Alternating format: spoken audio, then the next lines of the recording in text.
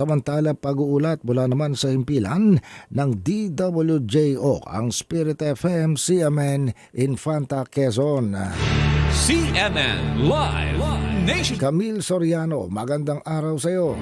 Magandang umaga Ariel, magandang umaga Pilipinas. Nagsama-sama ang mga kabataan mula sa iba't ibang diocese sa Southern Tagalog Region para sa Queimar Labaro Regional Youth Encounter o RYCE 2026 na isinagawa mula May 20 hanggang May 23 sa lalawigan ng Laguna. Binubuo ang Queimar Labaro ng mga kabataan mula sa mga diocese ng Quezon, Marinduque, Laguna, Batangas at Mindoro na taunang nagtitipon para sa pagpapaunlad ng kamalayan, paghubog sa sarili at pagbabahagi ng kultura at pananampalataya. Sa panayam ng Spirit FM Infanta kay Jetro Ray Amora, delegado mula sa Prelature of Infanta, sinabi nitong may ilarawan niya ang salitang fulfilling ang naging karanasan sa naturang pagtitipon dahil nagsilbi itong pagkakataon upang mabalikan ang kanyang paglilingkod sa simbahan at kapwa kabataan. Aniya, naging mahalagang bahagi rin ng pagtitipon ang pagpapalitan ng kultura at tradisyon ng bawat simbahan at bayan na kanyang babaunin at maibabahagi sa mga kabataan sa kanilang parokya. Sa unang araw ng aktibidad, nagtungo ang mga delegado sa bayan ng FAMI bilang host parish kung saan nila nakilala ang kanilang foster parents na nagsilbing pansamantalang tirahan habang isinasagawa ang buong programa. Sa hapon naman ay nagtungo ang mga kalahok sa bayan ng Paki, Laguna para sa banal na misa sa Diocesan Shrine of Nuestra Señora de los Dolores de Turumba na sinundan ng Pilgrim Walk. Nagkaroon din ng welcome ceremony para sa mga delegado kinagabihan. Kabilang sa mga naging pangunahing aktibidad ang iba't ibang formation activities na hinati sa apat na phase. Sa Phase 1 o pagtugon, tinalakay ng mga speaker ang iba't ibang usapin tungkol sa mental health awareness, corruption, violence against women and children o VAUC, fake news, at environmental awareness. Sinundan ito ng Phase 2 o pakikisangkot na isinagawa sa pamamagitan ng mga team building activities. Sa Phase 3 o pagmimisyon, nagbahagi naman ang mga delegado ng biscuits at juice sa mga bata sa bayan ng Pangil, Laguna. Samantala sa Phase 4 o pakikisalo ay binahagi ng mga kalahok ang kanilang mga karanasan, aral, tradisyon at kultura mula sa kani-kanilang lugar. Ayon pa kay Jetro, naging pinakatumatak sa kanya ang bahagi ng pagmimisyon dahil nakita niya umano ang mukha ng Diyos sa pamamagitan ng mga ngiti ng mga batang kanilang natulungan. Layunin ng Queimar Labaro RYC 2026 na mapalalim ang pananampalataya ng mga kabataan habang pinagtitibay ang kanilang pakikibahagi sa misyon ng simbahan at paglilingkod sa komunidad. Binubuo naman ang 24 na delegado mula sa Prelatura ng Infanta ang dumalo sa aktibidad kung saan 10 ang mula sa Aurora side at 14 naman mula sa Quezon side. Dagdag pa niya, mahalaga ang tao ng pagtitipon dahil nagiging pagkakataon ito para magnilay ang mga youth leaders, maibahagi ang mga hamon na kinakaharap ng kabataan at makahanap ng mga paraan upang higit na mapatatag ang pananampalataya at paglilingkod. Taon-taon ding inililipat sa iba't ibang lugar ang pagdarausan ng Queimar Labaro upang maipakita ang mayamang kultura. Taon-taon ding inililipat sa iba't ibang lugar ang pagdarausan ng Queimar Labaro upang maipakita ang mayamang kultura, tradisyon at kasaysayan ng bawat simbahan sa Southern Tagalog Region. Mula rito sa DWJO Spirit FM Infanta Quezon, ako si Camille Soriano, nagbabalita para sa CMN Pilipinas.